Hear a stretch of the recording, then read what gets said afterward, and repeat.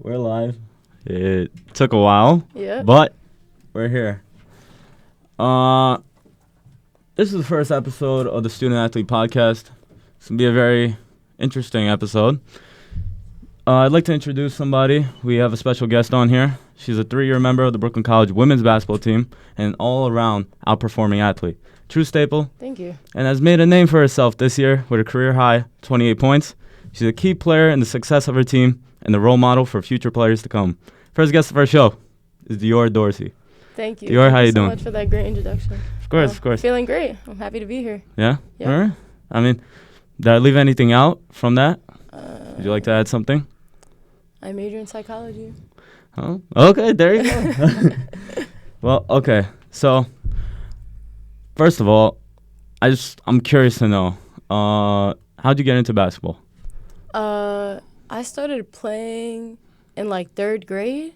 I think my older brother used to play, and I'll never forget, I went to like his game. I think he was like in 8th grade, and his team lost the championship, and they were all like crying and devastated, and I felt so sad. And yeah, for some reason that inspired me to want to go play and do the same thing and possibly face that same devastation. And it was your first sport? No, actually, first I played soccer. Never like on a team or anything like that, but I love to play soccer, like recess and stuff like that. Yeah. Okay. So you played in high school, right? Yep. Okay. So what was the shift from playing in high school to now you're playing in college? Mm-hmm. What was that shift like for you? I can't even say it was humbling because, I mean, even when I was in high school, like, I never had a big ego basketball-wise. Like, I think I was always, like, a pretty humble player because I was never, like, that main. You know, I was never, like, that main. I was never, like, a big scorer or anything like that. Like, I just did the dirty work. Like, I always loved defending and, like, rebounding. Yeah, rebounding. Like, that was my thing. So coming here, like, they told me, hey, you're going to be playing like a center and a forward. I'm only like 5'7". I should really be at the guard spot. But they were like, hey, this is what we're going to have you doing because we have a lot of guards already. This is how you're going to get playing time, and this is the role we need you to do. So I'm like, all right. Came in, I did what I had to do. Then sophomore year, I was able to actually play a guard spot. And then, yeah, basically I just tried to do whatever the coaches ask of me so we could win. That's all that matters. Nice. And by coaches, you mean Alex Lang was initially your coach. Yeah. You know, talk about that. I mean, I know now you have a different coach. Mm-hmm. You know, how was Alex Lang as a coach? Alex Lang was a great coach. We had him a little bit, obviously, later in his career since, you know, he left the year after. But, yeah, no, he was definitely very dedicated to his job. Like, he's done so much for this program. He literally created a winning program. Like, when he first came here, someone told me actually after we won the championship, some guy, he used to go to Brooklyn College, and he said the women's team lost to a team in Long Island like 100-2. Not even kidding, 100-2. And the fact that Alex was able to come here to this program and transform, go from that to now, you know, 5-peating and ECAC championships and, you know, national appearances is amazing. Like, and also, I mean, Coach Meg, she played under Alex, and then she was an assistant coach under Alex before she obviously got promoted to head coach. So she took a lot of stuff from him as well. So, you know, he definitely has been significant to the program and to the women's basketball team and the athletics department in general. And when did Alex come in as a coach? Are you familiar when? I mean, I'm not sure the specific year, but I know he came in like early 2000s. Early 2000s. Early 2000s, wow. Yes.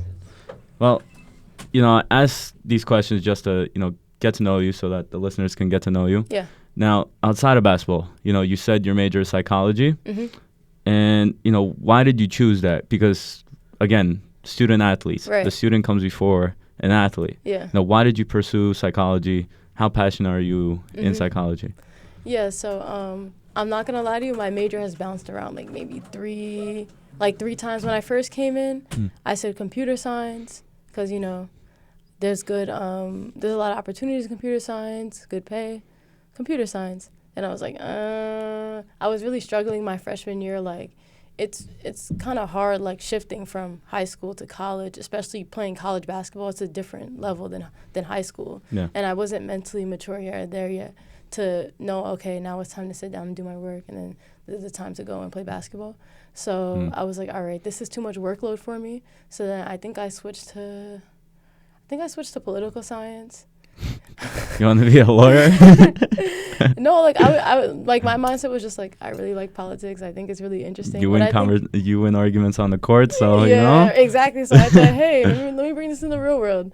And then I realized I don't really see myself going long term with political science. I think it's just something that I'm interested in. You know, it's not like a passion to take far. Then I said speech pathology because I took one linguistics class and I thought it was so much fun. So I took one good art teacher too.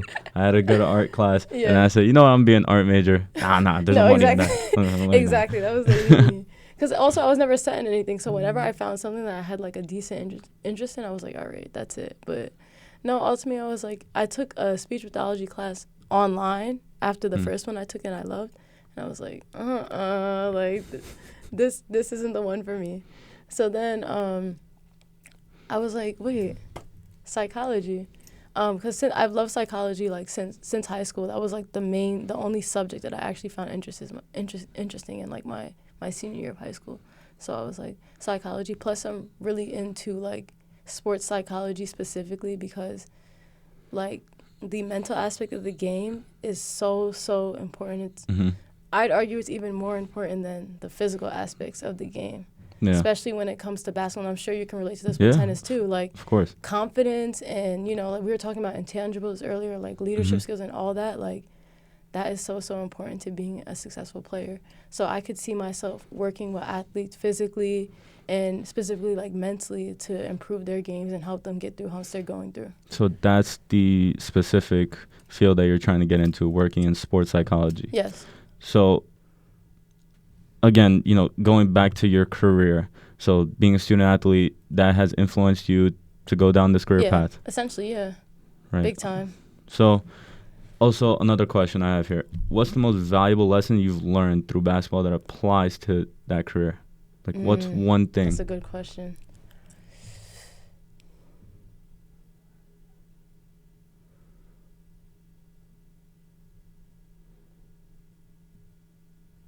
I think, like, just having the ability to persevere through, like, tough situations. Like, I know that's not a fancy, like, but, like, that's really, like, the biggest thing I've learned from playing basketball and in life. Like, when bad things happen, when things aren't going your way, you have to keep going. And sports forces you to do that. When you commit to a team, it doesn't matter what's going on, like you have to find a way to get through it because you want to be there for your team. So I would say that's the biggest lesson I learned. There were so many times where I like literally had breakdowns during the season. You know what I mean? Like just frustrated with like whatever's mentally going on with me. Physically, I would literally get mad at myself for being upset about something happening. Right. And I would be mad because whatever, I felt I got injured or something like that. And it's like, despite all that, like I knew I had to pull through because my team needs me. You know what I mean? And the same thing applies to life. Like if you get a bad grade on a test, like that can't be the end of the world. You need to figure out what you need to do to get a better grade on the next test. You know, because it doesn't just end there. They say control the controllables. Exactly. You know? Exactly. And you know, even I've been saying it for the past week, given that I've had games in tennis, that you know, the more situations you put yourself in and the more uncomfortable you make yourself, the more you learn about yourself. Exactly. And the better you become. And the stronger you get. Yeah. Now, I'm glad you brought that up, you know, and, you know, I just want to touch on this. So, for the listeners, in case you've been living under a rock, you know, Brooklyn College women's basketball team has been consistently winning championships, all right? Dynasty just keeps on growing. And it's the most winning team at the school. I play for two teams, and I'm saying that, you know? Yeah, swimming stuff, though. Yeah, I mean, it is tough, but, you know, part of it is also the other competition, and you guys have a lot of competitors within the conference as well.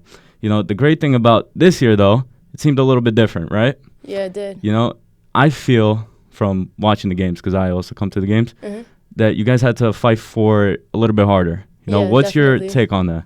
Definitely. I don't even want to make excuses and say injuries and all that. I mean, that was a small part of it because, it's part of the game. There was literally a stretch in the middle of the season where two of our stars, Anna and Alina, were out, and Mary, who was a starter at some point, was also out. So those were some scrappy games, too. We had some close games with teams that shouldn't have been close during that time. And then we had a lot of freshmen this year. Like, last year, we had one freshman come in that was primarily like a very veteran-heavy team. We had like transfers, we had seniors. So we had a lot more people that were experienced and have been in these positions before. Now we had to take in, 5 people who came from high schools where they had their own prospective roles, teach them a new role, make them feel confident in that role, and then have that translate onto the court. So, I mean, it was definitely a journey getting everyone to finally realize what their role was on the team and what they had to do for us to win games. And then on top of that, like, other teams got better as well. Like, they started clicking more. Hunter was way better this year than they were last year. Same thing with Baruch. They were tougher this year. John Jay, too, I think that they got better in some ways. So, we had to adjust to all that on top of losing, top, like, really important players last year. Like, we lost Erica James. She's an 1,000-point scorer. Like, she put up a lot of points for us last year, as well as Sarah James. Like, she was one of the best defenders we had on the team, like, and she put up points as well. So we had to kind of not necessarily fill in those roles, but, like, adapt. Adapt. Put in new pieces there. So, like, this is, like, since I've been here, this is the first year where we didn't have, like, one girl dropping, like, 30, 20 points a game. Exactly. Like, that's what it looked like. Yeah, my freshman year, we had Gianna Gotti, amazing player, like, dropped. Shout out to her. Yeah, shout out to Gianna Gotti, dropping 30 points easy on all these teams. Like, everybody else was, like, I was allowed to have a bad day. In my freshman year, I was allowed to have a bad day. Then my sophomore year, obviously, we had Erica James, like I said. Then we had other transfers come in who could score as well. Sue Lee, Des. I might be missing some people. But, so my point is, like, we had people who were used to being in that role of honestly, like, just scoring.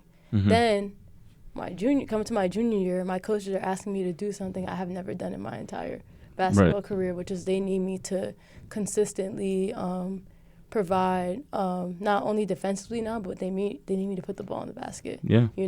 And it's not that I couldn't do that previous years, but it was like I could have a bad day back then. You know what I mean? Like, I could have a bad day, and, like, Erica or whoever else is gonna drop 28, and we're gonna be fine. But then it was like this year, like, if I had a bad day, things are going bad for everybody now, because now I have to be in this role where I'm also providing that scoring boost and defensive boost. So, saying all that, do you feel like you had to take a leadership role this year and, kind of do more than you're used to? That seemingly sounds like what you're saying exactly. Yeah, definitely. And, given that there's injuries in sport, injury, that's the kryptonite. Yeah. And, some are more devastating than others. Did you expect the season to go the way it did? Honestly, no. No? I mean, as far as us winning, yes, but I didn't know that it was going to be this much of a struggle, I guess I should say, or this much of a fight. Not that I didn't think we were going to walk into gyms and start blowing out teams, but I just honestly thought things would have clicked faster. I feel like things didn't actually start clicking for us completely until, like, the last, like, 5 games. Then we were like, all right, I see what we have to do, like, to win now. You know what I mean? But, yeah, as far as taking up, like, a bigger leadership role, yeah, my coach literally told me, like, the beginning of this season, like, hey, I'm going to need you to step up, like, not only, defensively, offensively, whatever. Like, I need you to be a leader on this team, defensively specifically. A little bit. Well, I'll go into this first. You started off the season with a loss. Yeah. Over, I believe it was Stockton. Oh. Stockton. That game was awful. Yeah. Yes. And then you won another one, I believe. Yeah, I think St. Joe's. And then you lost 2 more matches. Yeah. So starting off the season 1-3. Yeah. What was going on throughout that time? And Was it a mental battle that you were going through, you personally? Yeah. Was the team going under fire? Yeah. You know, and how did you guys overcome that, starting off the season in that way? Are we allowed to curse on this? No. Okay, good. I'm glad I asked. All right. Honestly, I was thinking, what the freak is happening? Yeah. Okay, there we go. I was thinking, what the freak is happening? Because it's like, you know, like, we have so many talented players on this team, and I don't know why I thought things were just going to fall into place, but that's just not how life works. Like, you have to work for things to get there. And, I definitely was feeling like, I think that first game, literally, I was feeling like, should I be playing basketball? Oh, I can relate to that. You know, you all tensed up. Yeah, like, should I be here? Like, I played so horrible that game. I think I shot 3 for 14 or something like that, and then. But that's always been my problem, though. I was always focused. So this summer, I worked out with a trainer, so I improved my game a lot, as far as scoring goes. But, my biggest strength overall is and always will be defense. So I kind of got away from that because of the training I was putting in. And so when I wasn't producing offensively, the defensive side would just fall apart. You know what I mean? And that was big, too, because I come to realize, my defense plays a big role in it. You know, obviously, if I'm playing good defense, everyone's going to feel motivated. You know, the same way if I see my teammate playing good defense, we're all going to feel motivated. Because I feel like we weren't doing that, there wasn't as much intensity on the defensive end, then we weren't producing offensively either. So that's why we had that rough start. Once we started clicking together in that way, we played much better games. Okay. And now, just stating the facts and also building off what you said, you know, you guys all obviously overcame adversity. But, you know, I just want to state the fact. This year, the women's basketball team recorded the most losses it's had since 2011. Yeah. But they still ended up with a championship. Yeah. How does that work? How does that work? And also, I feel personally, that takes a lot of self-reflection. Yeah. And a lot of just putting your pride to the side. No, definitely. You know, as players, because obviously we have that competitive drive in us to always, you know, put ourselves, you know, on the pedestal and be like, no, it's not me. Right. It's the other person that's doing the wrong thing. Yeah. But that was us. There's a lot of, you know, mental pressure that goes through that, you know? Yeah, definitely. And did that play a factor? Oh, for you know? sure. Do you guys feel like you guys kept blaming one another? During I think we kept blaming ourselves. I think we all put a lot of pressure on ourselves. I definitely put a lot of pressure on myself, and when I talked to my teammate Anna, and she literally had the same thoughts as me. We had this conversation too late in the season, probably a couple of days before we were supposed to play Baruch in the semifinal game. Wow. I was I literally almost had a panic attack on the court one time because I thought we were about to lose, and then we did lose. And I think that in the beginning of the season, we were playing to not lose instead of just playing to win. You get what I'm saying? So that in college just led us to lose, essentially. Yeah, if you don't mind me saying, I feel the same way towards that, especially, you know, once people keep mentioning the same thing over and over, you know, they have been consistently winning. Exactly. They always want to see you keep, you know, losing once they see you winning all the time. Yeah. Also, you know, Golden State Warriors, you look at them, you know, and the dynasty they've built. People wanted to see them go under. Now, going back to Brooklyn College women's basketball team, I feel like, again, you guys were consecutively winning throughout the CUNYAC conference, you know, and there was a 0 always there. But then once that one hit, maybe it got to your guys' head. And, you know, maybe it took some time also. And thankfully, it wasn't in clutch time, you know? Yep. And you guys, you know, ended up with a championship, you know, 5 years. Yeah. There's a lot of people also on Brooklyn College campus that aren't aware that the women's basketball team have been doing so great. Yeah. And we kind of want to bring that light out, you know, even through the Student Athlete Podcast. Yeah. Shout out. And I also want to say, you know, coaches are very important. Coaches. Yeah, you know, definitely. we were talking about Alex Lang. Yeah. And now, if you don't mind me asking, you know, Megan Campbell, how is she as a coach? She's a great coach. I think she's such a great coach because she actually played for the team as well, and she's a woman, of course. So you know, she understands what we're going through and how we feel in certain times. One of our assistant coaches, Stan, he said one time he saw one of my teammates. No, sorry, she noticed one of my teammates was upset on the court, and then he was like, how'd you even notice like she was upset? And she could just tell because, you know, obviously she's been in that position. Yeah, and, I've heard that before. Somebody, I forgot who told me this. They said, you know, the team now has a woman's touch. Yeah, no, exactly. Do you feel that as well? No, for sure. And we also, like, outside of basketball, like, I just feel like this is probably the most family-oriented team I've ever been on, my whole life. And then, especially since being here, like, we're all so close with each other. Like, we all genuinely love each other so much. And I think it's also because of the stuff that she makes us do as well. Like, we high five after everything. Like, we hang out outside of basketball. Like, I still talk to all these people, like, every day. Like, we still have plans and things of that sort. And, yeah, like, she obviously, outside of, you know, that, she also just knows the game really well. Like, she was a great player. She played her. She won an ECAAC championship, QE All-Star, all that. So she's been there, you know? You know, and given, you know, Megan Campbell and Alex Lang, both great coaches, how different are they? I would say Alex was more like, I don't know how to say this. I don't want to say he was more, discipline is not the word. He was just more like cut and dry, I guess. He would be like, this is how things are, this is how we're doing it, period. She's kind of more like, I guess, open to, not that she's open to critique, but like, I mean, I feel like the assistant coaches are more active with her as well. And like everybody's kind of, you know, pitching in and helping. Yeah. Let's, you know, shine some light on them also. Yeah. Rocco, how is he as an assistant coach? Oh, Rocco's great, man. I've loved him since my freshman year. He was always one of the main coaches that made me feel like I could actually be a really good player on this team. He was always giving me tips. I don't know if you know what a jump stop is in basketball. I think so. I believe. It's like when you jump, when you're dribbling, and you dribble. Take your stop and you jump. Dribbling and you stop and you jump. Anyways, apparently that's better than finishing 1-2. You know what a 1-2 is. Yeah, okay.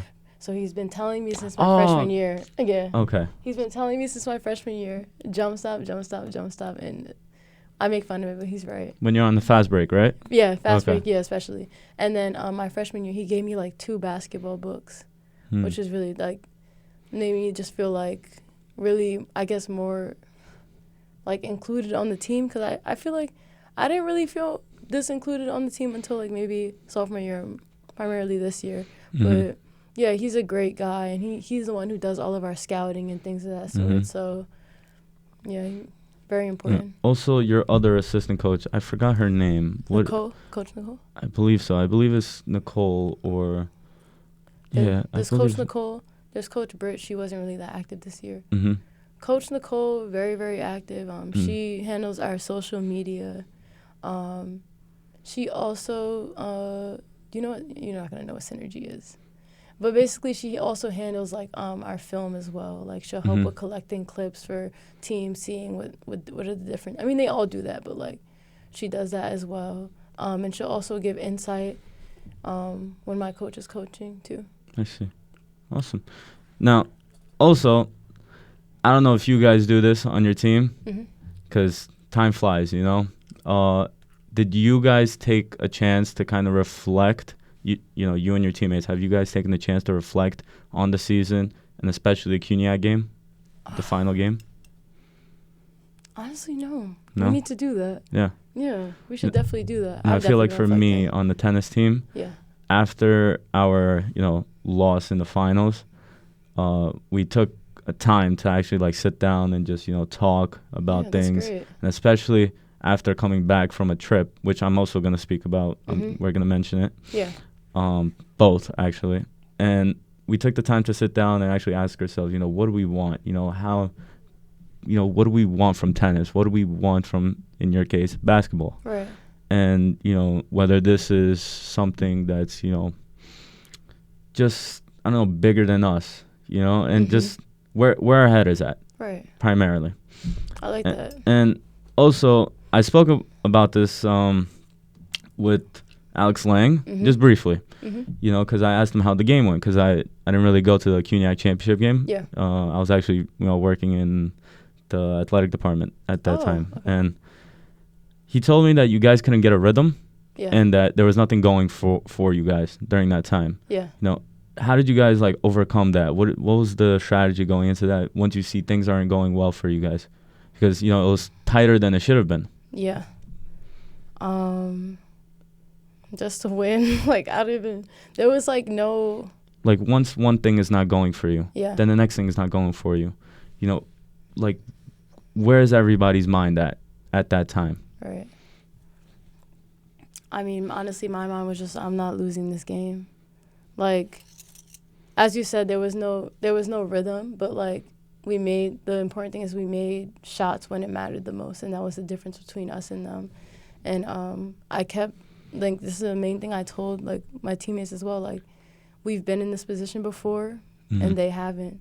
And, I mean, if you go back and watch the game, you can see at the end of the game, they made a lot of mistakes at the end, and that's ultimately also what won us the game. They were more nervous than us. Yeah. So that's what I'm saying, back to that mental thing. Right. We had the mental edge over them. So I guess that succeeded the lack of rhythm we had during that game. Right. And, I wasn't present during that time, but you guys have a lot of freshmen, like you mentioned. Were the freshmen able to adapt during that time in big stakes environment? I think so. So, I mean, one of our starters is actually a freshman, and she played great that game. Had an important steal at the end, and I think also, like, even though she's a freshman, I literally told her this, she has such a calming energy, and that's so important. Amia Daniel. She's a Rookie of the Year, right? Rookie of the Year, yeah. Yep. Okay. She's a phenomenal player. And I think part of the reason why she's such a good player, outside of her being, like, athletic and, like, being able to score really well, it's her attitude. Mm-hmm. And I think it's so important. Like, I think every team should be comprised of, like, different types of attitude that help gel everything together.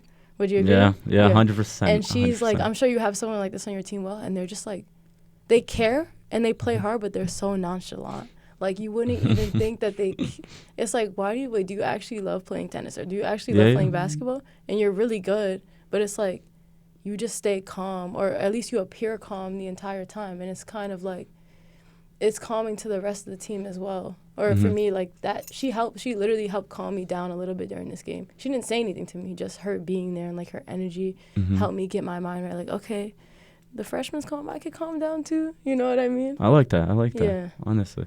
I mean, it's very tough to do that, especially, in one game situations. Yeah. Like, you have the NBA Finals. It's a series of 7. Yeah. This, you have one game, one chance. And that's why also Super Bowl, high stakes. And, now this is a little opinionated, Obviously, for me, I feel like the Super Bowl is a little bit higher in prestige than the NBA because of that. Because it's a one game, all or nothing. I'd agree. Type of thing. Plus, more people watch football here. Yeah, Americans. Yeah. And also, you guys went to California this year during the wildfires. Yeah. Oh, wait, not during the wildfires. Yeah, it was. You guys were there really? during that time. Oh, I didn't see any fires. Yeah, I remember speaking with Ken Broman about it.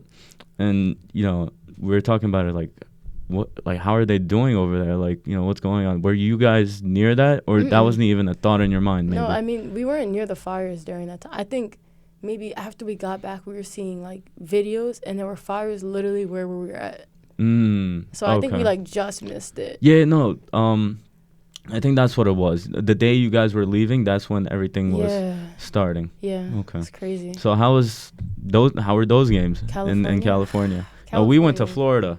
Oh, how was Florida? Florida was good. Florida was pretty good. What part? Orlando. Oh, we went to Orlando. That's nice. Yeah, that's that was nice. very nice. Isn't that where the cheerleaders went to? Yeah, but they got to go to Disney and all that. Disney. We didn't get to do none of that. They got us on the court in the 90-degree heat. Yeah, wow. Yeah.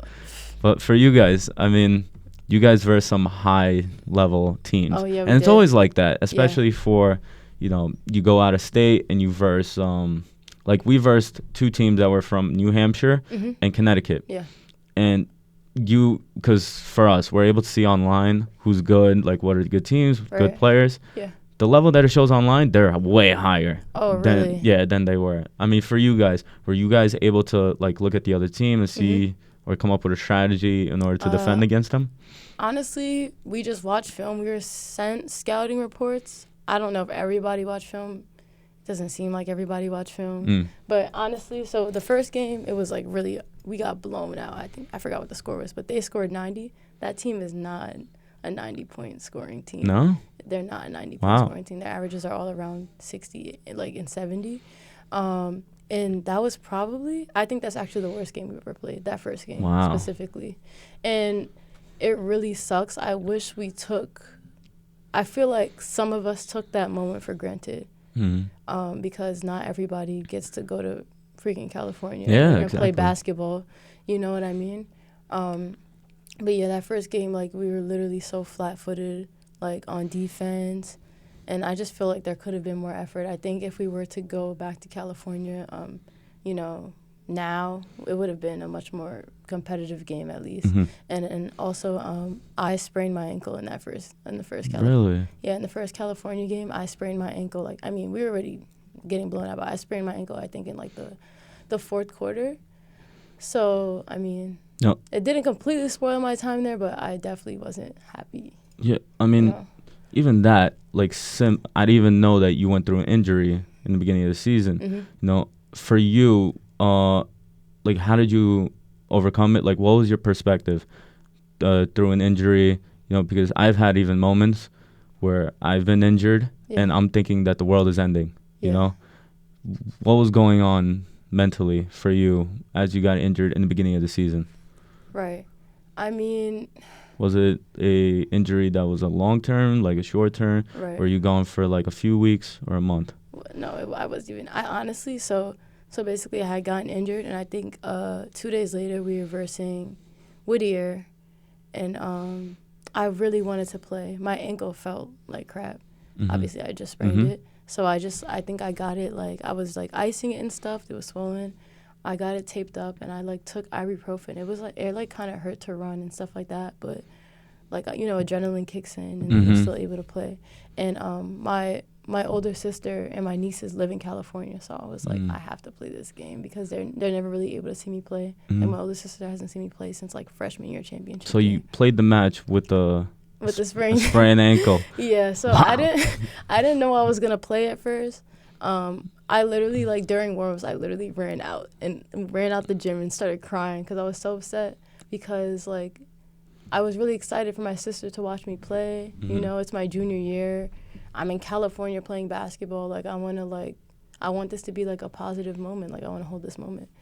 So I decided to play. I didn't start that game. I came off the bench, and then I came off the bench. I played some defense. I wasn't really being aggressive offensively because, you know, my ankle was hurting. I did get 2 blocks, so hey. I mean, even based off, you know, what I'm seeing, I mean, you're one of, as well as, you know, I don't want to shame on your other teammates, but you play a key role in making your team, you know, a very outstanding team within CUNY. And on top of that, I feel like, you know, you scoring more this season than last season plays a big role in winning the championship as it is. And also, I just want to talk about the Bowdoin College. You guys went to Maine. I saw you averaged 16 points in that game, right? Yeah. How was it, you know, playing against this team? Because they were ranked number 2 in the nation, right? Yeah. How was it playing against them? Honestly, is that a different experience, humbling experience? Yeah. I didn't even know that they were ranked. They're actually power ranked number 1, but, I mean, NYU was far better than them. Yeah, they're power ranked number 1, but number 2. I didn't even know that they were ranked number 2 until after the game. But I don't know if I would say it was humbling. It was just a fun experience. I honestly thought their crowd would be a little bit more rowdy. Their crowd is very quiet. Really? Damn. Yeah, their crowd is very quiet. But yeah, they're a good team. They play very well together. I don't know how to say this without.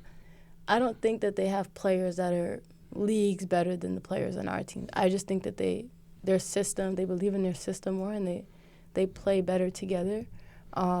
If you look back at the stats, we had 1 assist that game. That's crazy for basketball. They had like 30-something or something like that. Yeah, they had a lot of assists. They passed the ball around really well. This year, my team, a lot of teams in CUNY played a zone.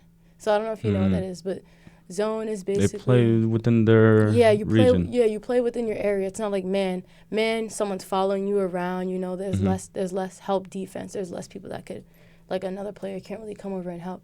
They do that because we have so many players who will kill them, like one-on-one. There are so many players that will kill them. So we played lots of zone plays. So we didn't really play a lot of man offense. So by the time we came here, we're playing a team that plays great man defense, and they play something called pack line, meaning they pack in the paint. So it's harder to get inside the paint. And they'll guard you around the three-point line, so you can't really get inside. But I mean, me and Alina had a field day. Personally, I love man defense because I can, that's what I worked in the summer. I can take someone like one-on-one and things of that nature. Like, I mean, that's my game. Yeah, it's harder for me to score. Honestly, it's harder for me to score in zone. That's why, I mean, if you look at stats, when we were playing these CUNY things, we were playing a zone. I struggled against zone. So when you play as man, like, we're good with that. And I mean, that's basically what happened during that game, and that's why me and Alina and other players were able to be somewhat successful offensively, at least for a little bit. Definitely could have shot better at the free throw. Yeah, I'll be working on free throws this summer. Yeah. I mean, how was that trip overall besides from the games? Yeah. You guys been traveling a lot. Yeah. Also. Yeah. 28 games is not easy throughout a season. How was that? It was nice. Just the experience. Long drive. It was really. I think it was 6 hours. Wait, it's in Maine, right? Maine. Wow. Yeah, I think it was about 6 hours. Maine is very like chill. I mean, if you like quiet places, then very quiet places. I mean, it's cool to go. But yeah, the hotel was nice, and I like staying in hotels. I like traveling, so it was a good experience. And then even though we lost, when we got back to the hotel, we all hung out together till like 3 a.m. We were just playing games, like, so it was a good trip overall. All right. I mean, okay, so now I'm going to get in a little bit personal. Yeah. Let me ask you. I mean, who in your life is the most inspiring person and someone who's just helping you behind the scenes that nobody really sees? Who is that person for you? I have to say one of the other assistant coaches we didn't mention earlier, Coach Stan. He's such a great guy. He's like the leadership coach. I don't know if you met. Did you meet him? No. Oh, well, he's supposed to be helping on the teams. But he's a leadership coach. I probably walked past him. Yeah. He's such a great person. He's so good with words, and like he's just like, I honestly don't think I would have made it through this season without him. Whenever I was struggling, like if I was frustrated with myself, the team, like I always called him. Literally, I could call him anytime, and he would always pick up the phone, and he would just reassure me and reaffirm me and what I'm doing is right and what I need to do better. And he always tells it how it is, That's what I like. That's what I like about the whole coaching staff as well. Like, they never sugarcoat stuff for me. Like, they think I'm bad at something, they're going to tell me, yo, Dior, you're bad at passing, so now I need to work on passing. You're bad at shooting this shot, you're bad at all right, so I'm going to work on that, They just tell me how it is, but then, I mean, they're not going to just push me down either. Like, he also will uplift me as well. So, I think he's inspiring. And Stan the man. Stan the man, yes, Stan the man. And, I mean, I believe you told me already, but, like, what's the most challenging moment in your athletic journey so far? Because you're currently a junior going into your senior year. What's been that one challenging moment? Like, what's something that just instantly gets into your mind once you think challenging moment? Yeah, I just thought about the fact that I now have tendinitis. Really? Yeah, in my knees. This is like the first time I've ever had like a ongoing injury my entire basketball career. So that's also like another mental thing that I had to like try and overcome this season. I don't know if have you ever had do you have tendinitis? No. Oh, I probably could be. My knees crack every 2 seconds. See, like the thing with like a sprained ankle is like that can heal up. You know what I mean? Like you can heal that and like. After I sprained my ankle, I was still playing. So, like, sprained ankle isn't that. But, like, tendinitis, that's an ongoing pain that you have to continuously care for. And I'm such, like, I'm the type of person that's, like, I just want to get up and play basketball. Like, I have to ice, stretch, like, and now this summer, not only am I going to have to be working out, but I'm also going to have to be rehabbing my knees. So recovery is going to be a big thing for you. Yeah, so you're going to be hitting up Grace a lot, huh? Yes, I am. I am. Yeah, I mean, going through injury is one of the toughest things you could do as a student athlete. I mean, especially something that you can't go back on, like, God forbid, ACL tear, MCL tear. Those are the things you really don't want to, go through. Yeah. I mean, I've personally been fortunate enough not to have too many injuries. Mm-hmm. I've had some bad sprains, similar to like ankle sprains. Yeah, some you very ever bad had, like, a ones. wrist sprain from? No. But my wrist, it hurt in the beginning once I got into tennis. Right. I mean, obviously, I swim as well. That's a little bit good for recovery, because there's times when I don't want to play tennis, so I'm like, you know what? Let me go swim, make it a recovery day. Right. How's recovery for you? What do you do? I mean, obviously, you said you're the type of person just wants to get a basketball, start shooting around, and just get straight into it. Mm-hmm. But do you feel that recovery is very important, especially if you're consistently playing? Because you guys play all the time. I see it. You guys train like probably twice a day, or how's your schedule? How does that work? I mean, you guys practice 6 days a week too, right? Oh, we play until the night falls, Yeah. Yeah, so like 6 days a week, and then sometimes you'll meet with some coaches earlier or after practice to get extra shots of extra training moves they want to work on with you. But it's normally once a day? Or? Yeah, it's typically once a day unless a coach wants to meet with you and train extra. So there's just players just stay extra. Yeah, a lot of players will stay extra, get up shots and stuff like that. So I mean, it takes a lot of dedication to do that. Yeah. Shout out to Anna. She gets up a lot of shots. Yeah, Who are the shooters in your team primarily? I see Anna. Yeah, Anna and Alina. And Alina, okay. Those are the main 3-point shooters. Okay. At least. And I also want to say it's opinionated mixed in with a little bit of facts. So I feel personally that the structure that Alex Lang put into this team, you can put a player who's not necessarily fully developed and just make that player develop. Do you feel that Alex Lang has in place a system in Brooklyn College that is meant to win championships? Mm-hmm.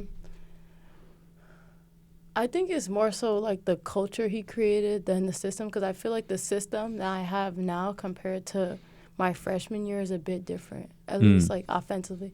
I will say defensively that applies to what you're saying, because he's the one that introduced the 2-3 zone. Like, not a lot of teams aren't doing the 2-3 zone. Most people play man. So I would say in that regard, yes. Yeah. All right. So I'm going to jump into the last thing that we're going to be talking about. Let's talk just more 10 quick fire questions for number 10, Dior Dorsey. Okay? So we're going to hit it up right now. Ready? Yeah. What's your go-to move on the court? Dribbling, like handles? Something. Simple crossover. Okay. Crossover, Euro. Crossover, Euro. Yeah. Floater or jumper? Jumper. One shot to win the game. Who on your team do you give the ball to? Myself. Favorite NBA, WNBA player?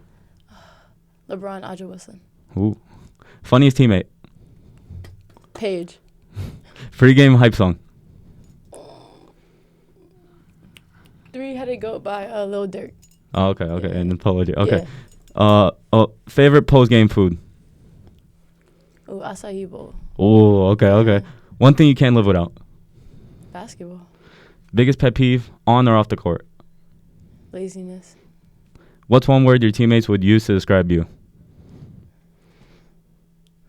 Crash. No. Honestly, I want to say they would say that I'm, high energy. I know that's 2 words, but... Yeah, I mean, listen, we'll take it. All right. That concludes the first episode of the Student Athlete Podcast. All right, stay tuned for more. We have a special guest next week. Stay true, play sport, and live life. Thank you. Likewise. Hace mucho tiempo le hago caso al corazón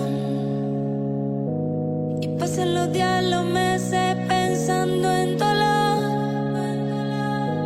Ha llegado el tiempo para usar la razón antes que sea tarde.